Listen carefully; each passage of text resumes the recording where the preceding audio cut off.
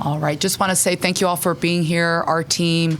We're just really excited to be able to come here, represent Penn State and represent the Big Ten. And I'd also just like to say congratulations to the other teams who are here. But yeah, we are excited, to be able to come here and play at A&M. It's one of the best facilities in the country. So excited to be here and just happy to answer any questions that you all might have.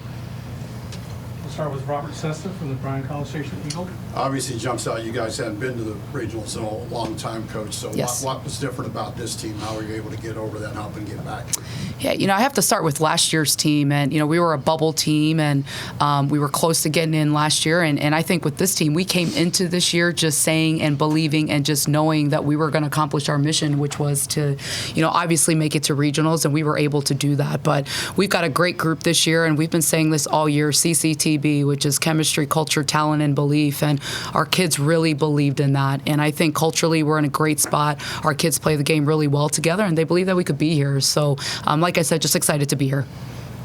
Next question is here behind the lights from Donna Conrad, ABC affiliate. Yeah, for any of you watching your reaction video when you saw your name pop up, obviously one of the last teams to get in, just can you describe that feeling, what it was like, and just how excited you were to get that bid? Right. I have answered this question several times this week, so I'm going to let our senior, Kaitlyn Morrison, answer that one. I just think our reactions speak for themselves. It just shows all of the hard work and dedication that we put in this year and years past, and everything paying off for us in the end. I think I've watched it at least 1,000 times along with the rest of our team. So just seeing how we reacted, and all of us reacted in the same way, just shows you how excited we are to be here and excited to play. Yeah. Questions? We'll go back to Donna.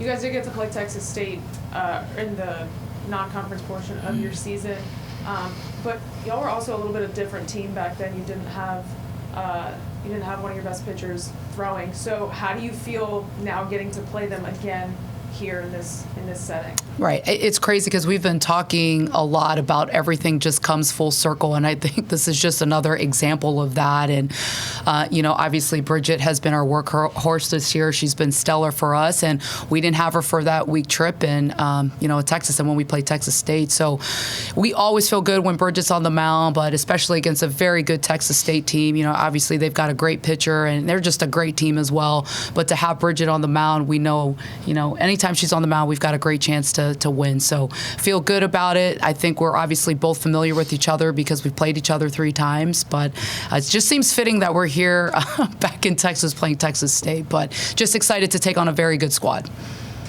So was it an injury related, or did she just miss? She just wasn't available for that week. Yeah. All right, we got some questions on Zoom. Hi, so I'll be asking questions from D1 softball. Okay. So, Coach, this first one's for you. So, you've played Texas State and in the state of Texas already this season. How valuable is that experience for your team right now?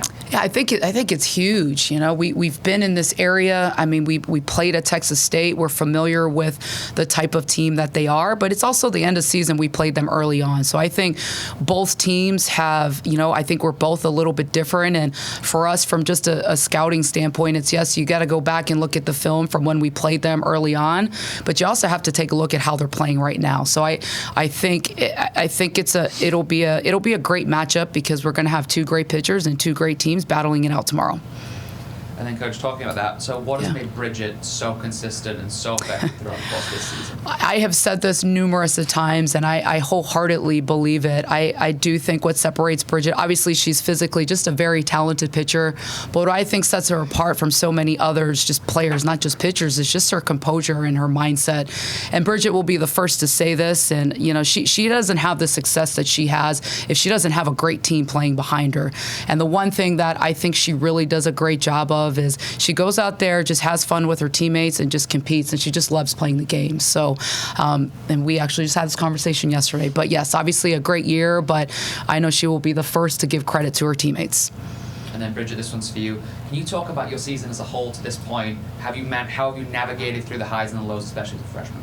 Yeah, I mean, it's been a great season so far. We've accomplished a lot of things that I think a lot of people thought we couldn't. But we've played some great teams. We've had some good games. We've had some bad games. But I think most important thing is that we've just stuck together throughout the whole season. And we all know no matter what happens, we still love each other at the end of the day. And I think that's what makes a great team, is just being able to handle losing, being able to handle winning. So it's been a great season, and I'm excited to see what else we can do. We have time for more questions. If anybody has follow-ups. Oh, take it back. Sorry, I got the one. So, Kaitlyn, this was for you. So you're preparing for regional, but as an upperclassman, is there an additional feeling of accomplishment to know that not only did your team reach the postseason this year, but you did it on the merits that the committee looked at your team and said, this is a postseason team?